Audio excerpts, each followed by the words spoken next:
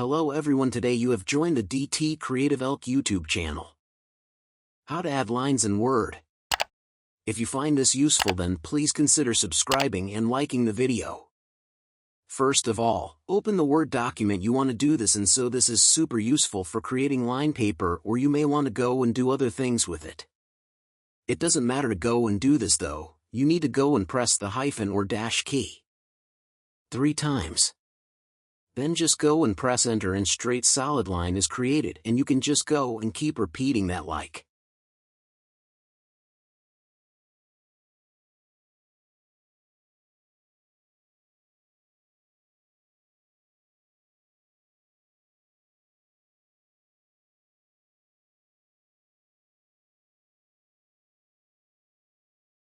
So and then what you can do is, once you've got a few likes, so you'll go and see the February 1st are a bit uneven.